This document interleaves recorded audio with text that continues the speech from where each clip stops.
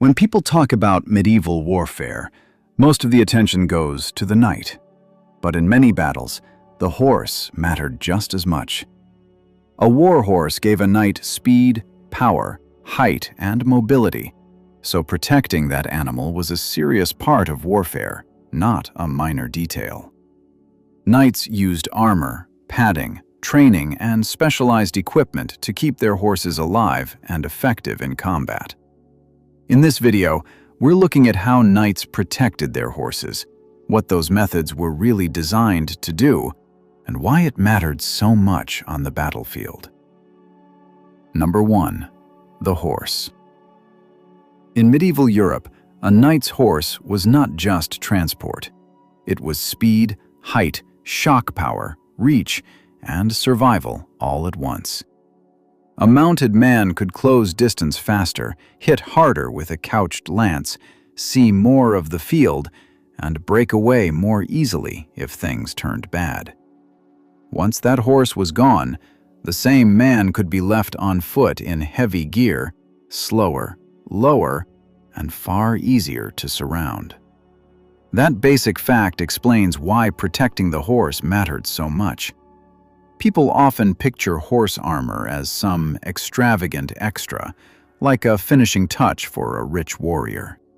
Medieval people saw it more practically. If the horse failed, the fighting system failed. The knight, the saddle, the lance, the stirrups, the training, the charge, all of it depended on the animal underneath. That is also why war horses were valuable enough to be recorded, appraised, bought carefully, and sometimes compensated by the crown if they were lost on campaign. Before a campaign, officials in England could assess a man-at-arms horse by type, color, markings, and value, then pay compensation later if it was killed or lost in service.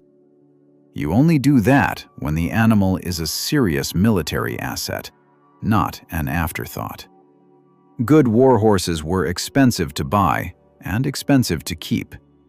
Elite mounts could cost a fortune, and even maintaining them meant steady spending on feed, stabling, equipment, shoeing, servants, and medicine. That cost also shaped who could ride what. A great lord might own top-class destriers and multiple spare animals. A lesser fighting man might rely on a more ordinary but still capable mount. So when people ask how knights protected their horses, the first real answer is simple. They protected them because a horse was part of the weapon. A knight on foot was still dangerous, but he was no longer the same battlefield problem. Medieval warfare made that clear again and again. The horse carried the charge, absorbed the strain of armor and gear, and gave the rider the momentum that made mounted combat so feared. Protecting the horse was also about preserving status. In the knightly world, the right horse signaled rank, wealth, and military credibility. Chroniclers, account keepers, and artists all treated the mounted warrior as a complete image. Horse and rider belonged together.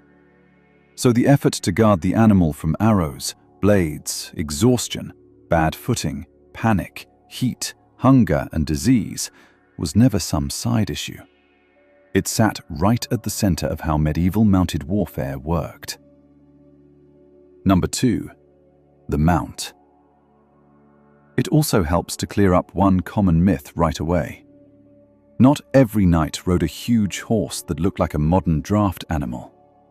Archaeology in the study of horse bones, horseshoes, and surviving horse armor suggest that many medieval horses, including war horses, were smaller than people usually imagine. A lot of them stood in what today would count as pony range, often around 13 to 14 hands, and only a minority were much taller.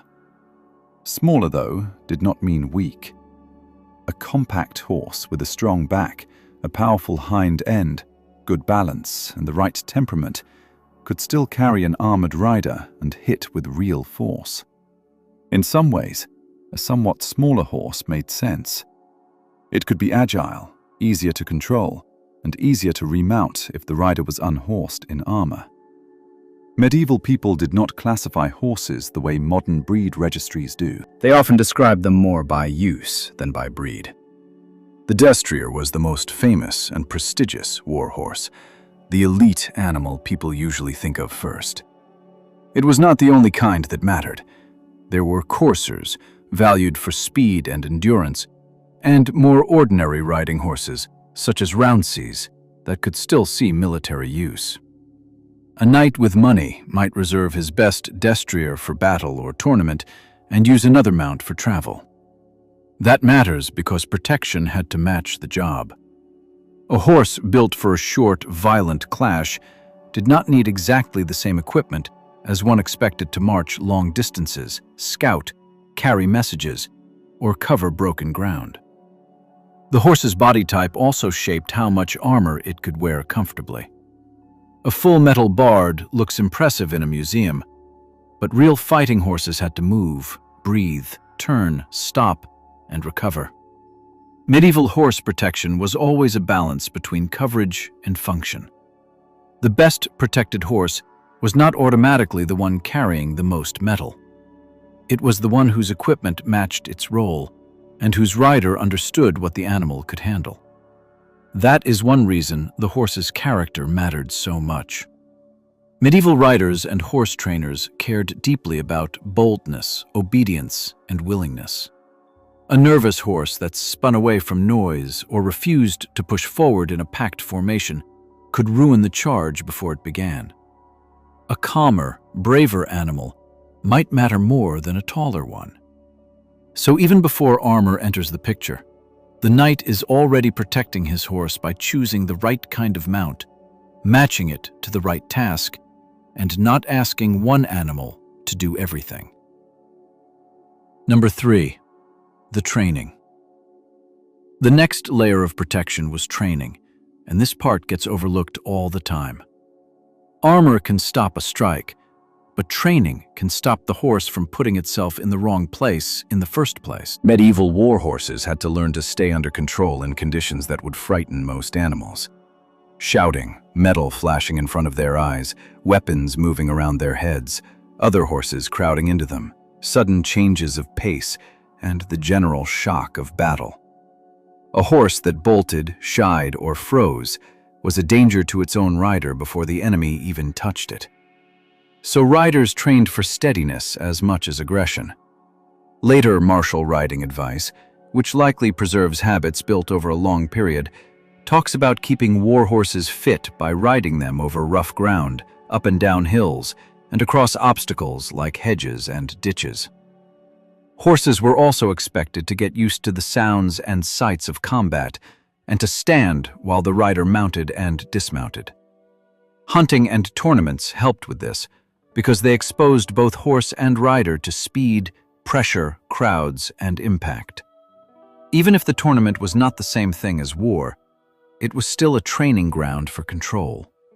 The basic aim was to make the horse reliable when human nerves were failing all around it. Formation work mattered too. A mounted charge was not just one rider going forward. It depended on many animals moving together without breaking apart. Horses had to accept close contact, rein pressure, leg cues, and abrupt commands. That kind of obedience protected them in very practical ways. A horse that stopped on command was less likely to crash into a wall of spears. A horse that turned cleanly could get its rider out of danger faster. A horse that trusted the hand on the reins was less likely to waste energy fighting the bit or panicking under stress. Training also protected the horse from its own natural instincts. Horses are prey animals. Their first answer to fear is often to move away from it. Medieval cavalry needed the opposite response. The animal had to move toward noise, toward impact, and sometimes toward a mass of people on foot. That is not normal behavior. It had to be built slowly through repetition, discipline, and careful handling. A well-trained mount could carry armor better too, because it was less likely to overreact to the feel, sound, and restricted movement that armor created. In other words, Some of the best horse protection in the Middle Ages never looked like armor at all. It looked like hours of riding, drilling, conditioning, and teaching the animal not to lose its head at exactly the moment everyone else was losing theirs. Number 4. The gear. Before metal plates covered a horse's face or chest, protection started with the riding gear itself. In medieval mounted combat, the saddle was a defensive tool as much as a seat. By the 12th century, the knightly war saddle had a high pommel at the front and a high cantle at the rear. Put simply, it helped lock the rider in place. Combined with a double girth that held the saddle firmly on the horse, it made horse and rider act more like one unit during impact. That mattered for the rider, obviously, because it helped keep him from being thrown backward or forward when a lance hit. But it mattered for the horse, too. A secure rider is easier for a horse to carry. A loose rider, bouncing out of position, can unbalance the mount, wrench on its mouth, and make it harder to turn or stop. The curb bit was another major piece of protective equipment, even though it does not look protective at first glance. A strong warhorse needed precise control. The curb bit gave the rider leverage and clearer communication, which could be the difference between a controlled advance and wasted strength. Stirrups mattered for the same reason. They gave the rider a more stable base and helped him manage his weight, brace for impact, and guide the horse with better balance. None of these items covered the horse's body, but all of them reduced the risk of confusion and collapse in motion. Then there were horseshoes. Medieval literary evidence points to iron horseshoes by the late 9th century, and by the High Middle Ages, hoof protection was a normal part of serious horse management. This sounds less glamorous than armor, but it was essential. A horse with bad feet could not campaign, could not charge properly, and could not recover well after hard travel. Wet ground, rocky tracks, churned roads, and long marches could damage hooves quickly, so shoeing was part of battlefield preparation. In the same way, spurs were not just status symbols, though they certainly became that. They were part of the control system. Used properly, they helped the rider ask for quick response, maintain forward motion, and keep the horse moving through pressure. Medieval people understood something basic here. Protection was not only about stopping the enemy's blow, it was also about making sure the horse could still do its job under the rider. A secure saddle, a strong girth, working stirrups, a capable bit, sound shoes, and disciplined use of the spur were all ways of reducing risk. They kept the horse effective and the rider attached. That is why the gear list in medieval records is so revealing. Horses needed bridles, reins, saddles, stirrups, halters, hobbles, horseshoes, and other equipment, because protection in war began with control, stability, and soundness. Number 5. Cloth and padding. Horse armor in medieval Europe did not begin with polished steel. Early protection was often softer, lighter, and more flexible. Cloth coverings, quilted defenses, padded trappers, and leather all appear before the complete metal bard became the famous late medieval image. Large textile coverings, known as caparisons, began appearing in Western Europe in the late 12th century.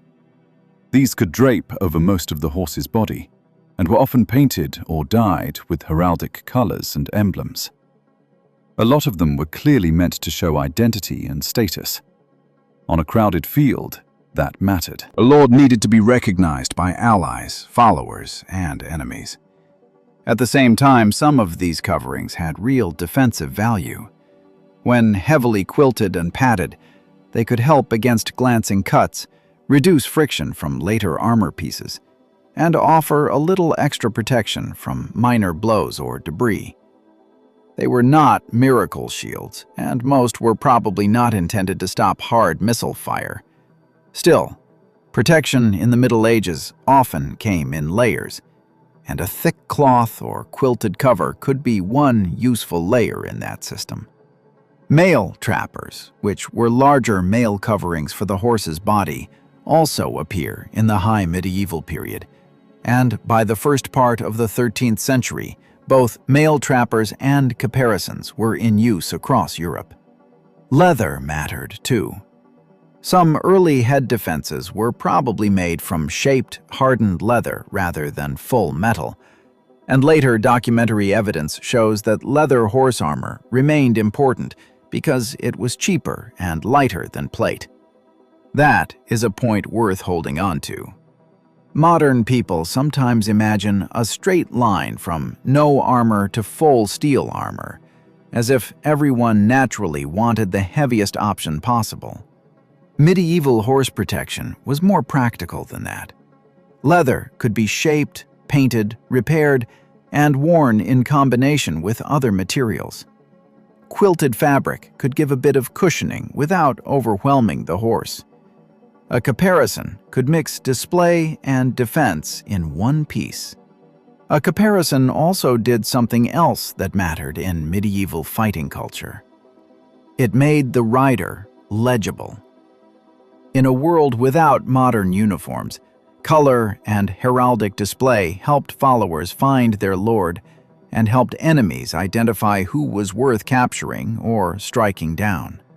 That did not physically shield the horse, but it shaped how the horse entered battle, as a protected bearer of identity as well as force.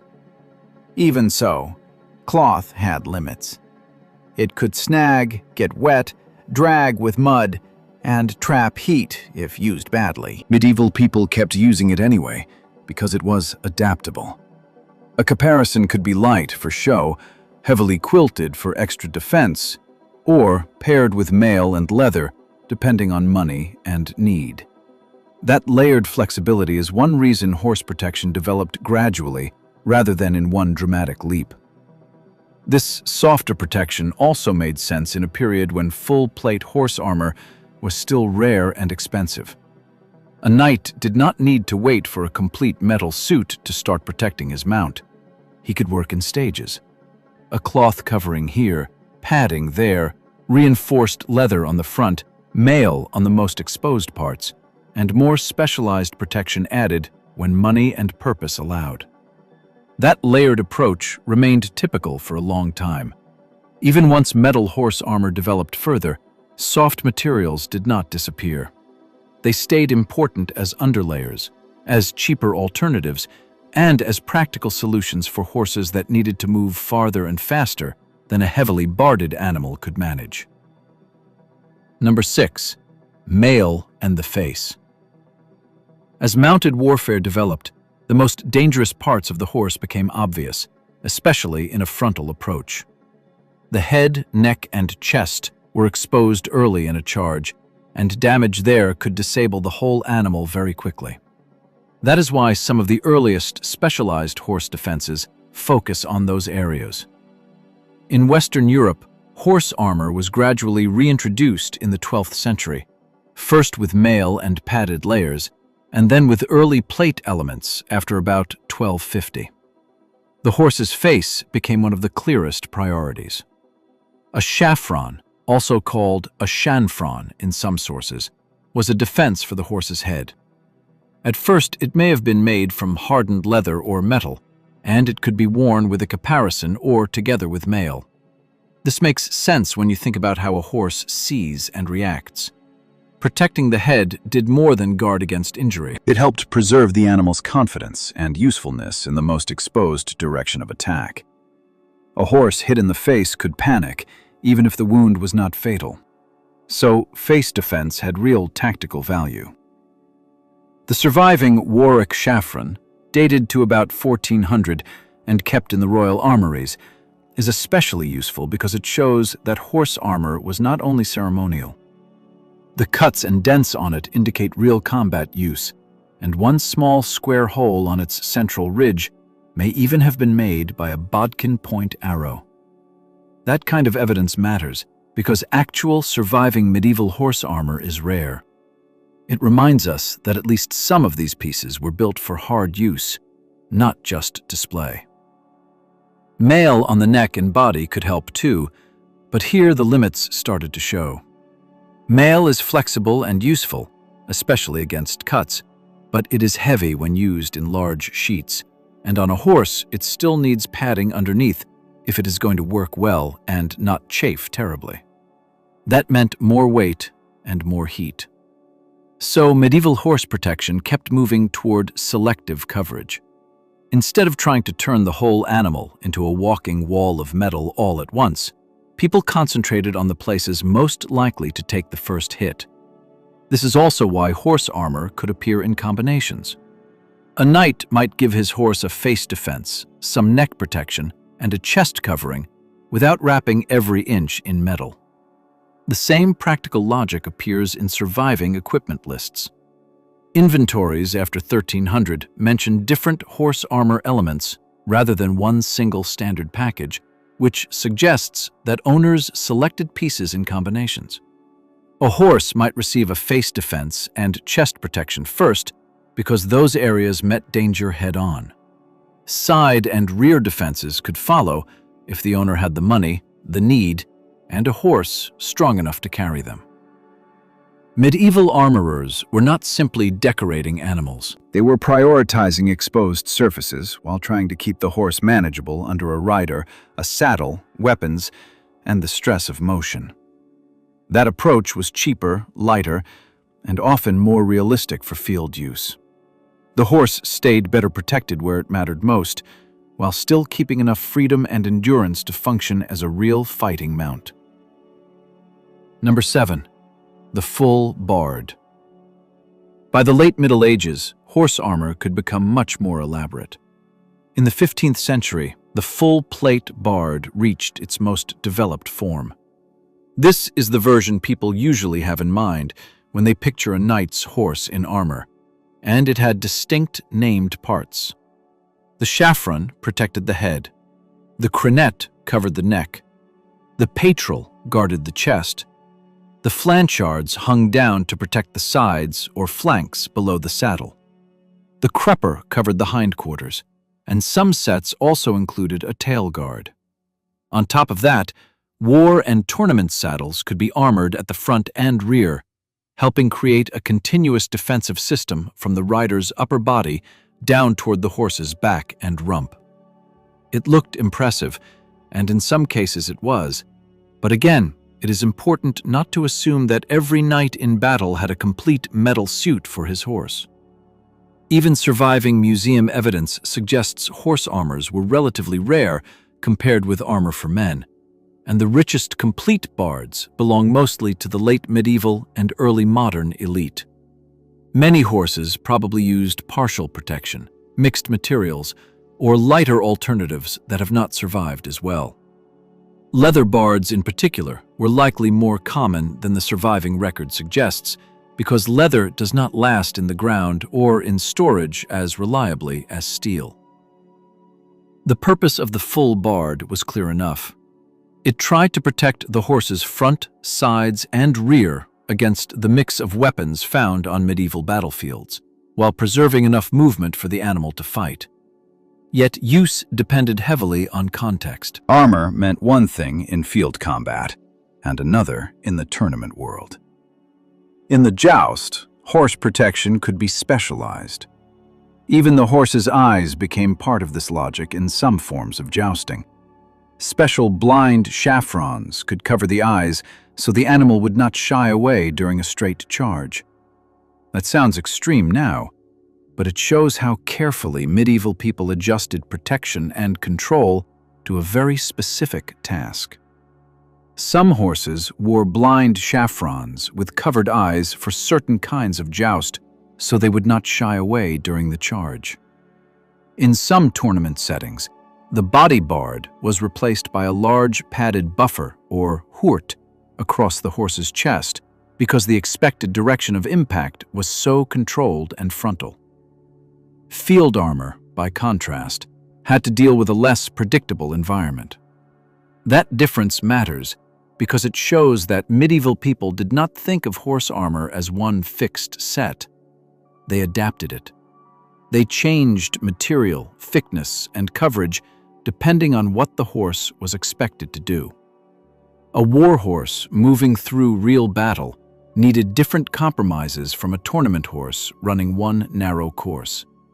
So the full bard was the high end of a broader system, not the standard uniform of every mounted fighter.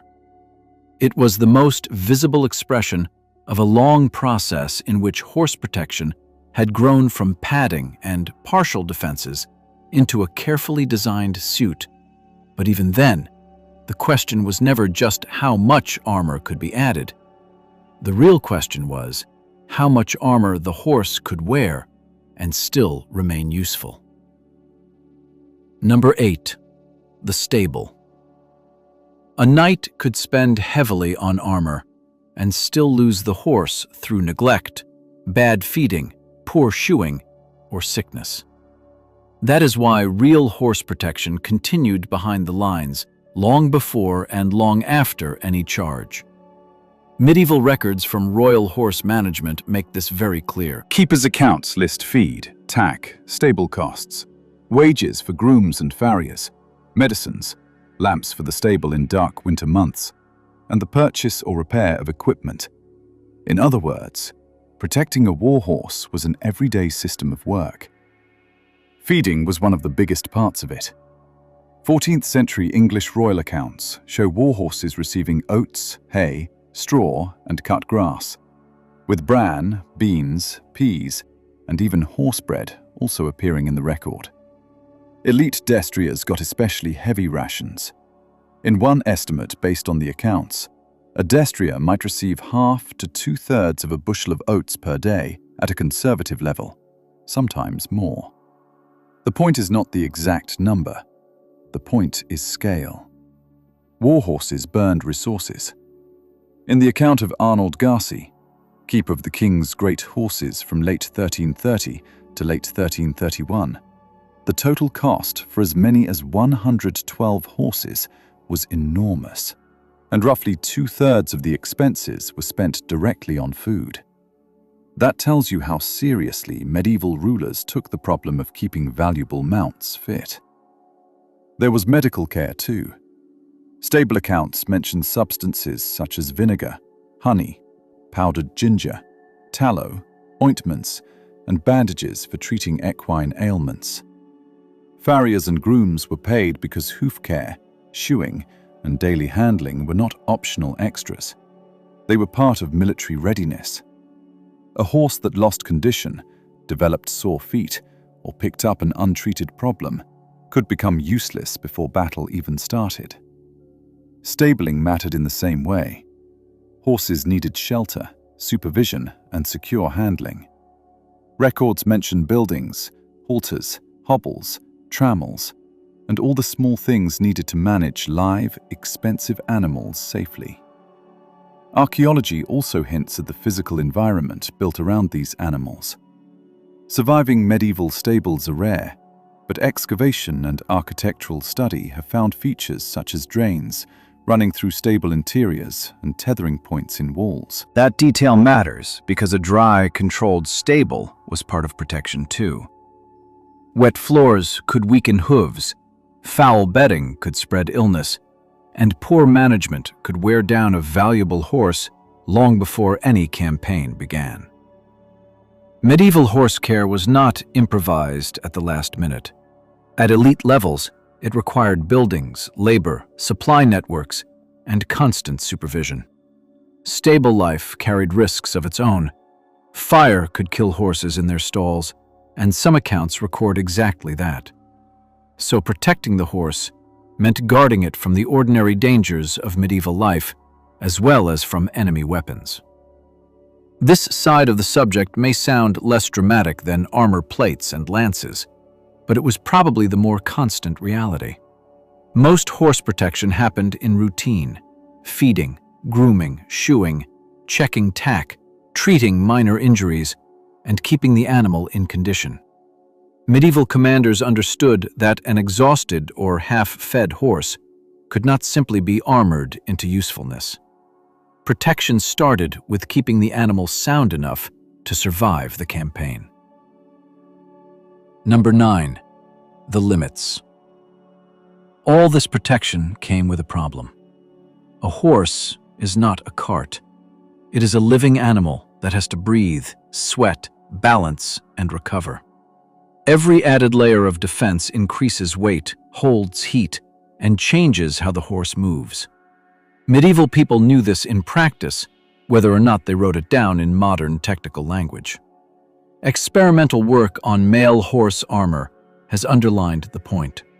Tests suggest that it would not be feasible to make a horse fully arrow-proof with mail and thick linen padding while still keeping the load suitable for day-long operations. The combined weight and heat burden would likely reduce performance severely, which means the fully armored horse probably had a limited role and could only operate effectively for short periods. That fits what broader evidence suggests. Total coverage was possible at the very high end, especially in late elite contexts. But full protection was not automatically the best practical answer for real campaigning. The horse needed enough armor to survive the first danger without becoming slow, overheated, and exhausted before the real work began.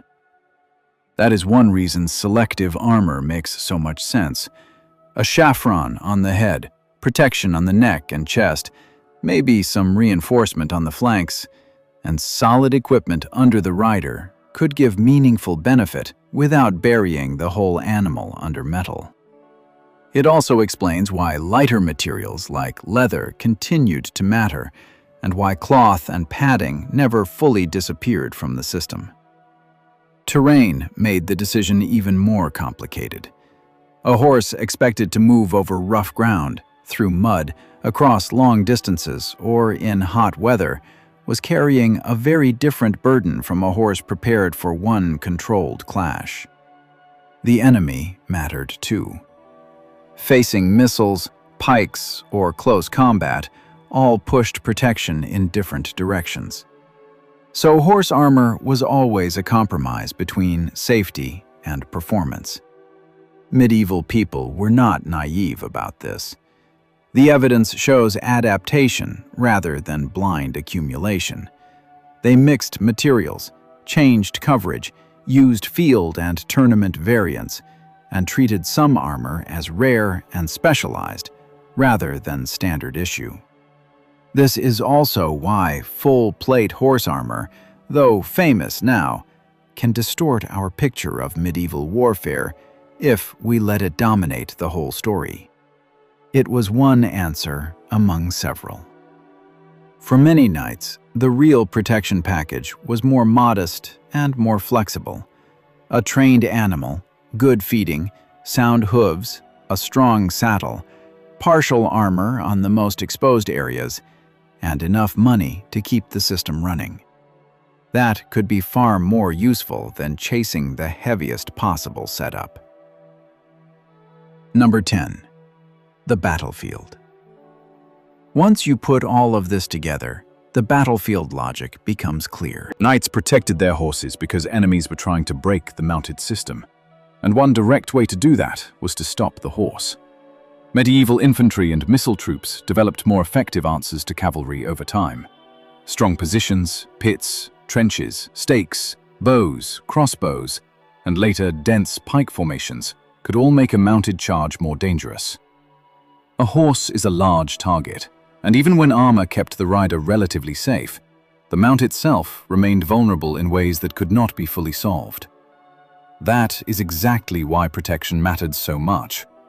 Armor on the horse did not need to make the animal invulnerable. It only had to improve the odds enough to keep the rider mobile, elevated, and dangerous for longer. The value of that extra time was huge.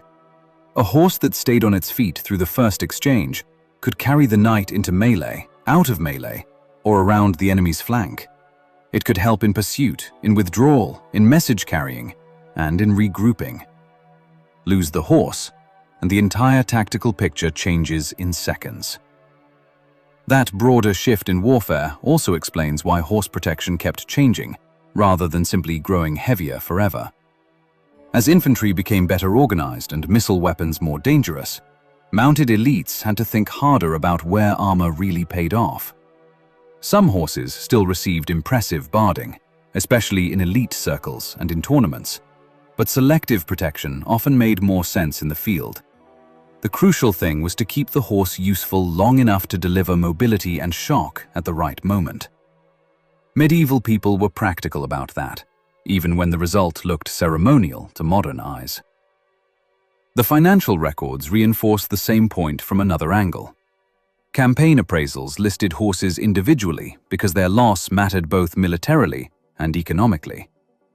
Some warhorses were worth sums large enough to change a man's fortunes. The crown's willingness to compensate for certain losses does not mean horses were easy to replace. It means the state recognized how central they were. Even with compensation, training a new warhorse, equipping it properly, and building trust between horse and rider took time. So the sensible move was always to preserve the animal you already had. That is why horse protection extended from the stable to the saddle to the battlefield.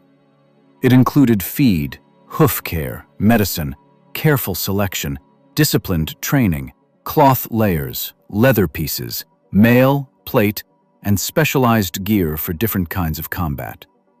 It also included judgment. A knight had to know when to armor more heavily, when to stay lighter, when to save the best horse, and when the ground or enemy made a mounted attack a bad idea. Medieval Europe never treated the warhorse as decoration, even when the horse looked magnificent. The heraldic cloth, the polished head defense, and the ornate harness all sat on top of a hard military truth. The rider's fighting value rose and fell with the condition of the animal under him. That is why records tracked horses so closely, why great households spent so much feeding and managing them, and why armor makers kept developing protection for the most exposed parts of the mount. On a medieval battlefield, protecting the horse meant protecting movement, impact, prestige, and the rider's best chance of controlling the fight while he was still in the saddle.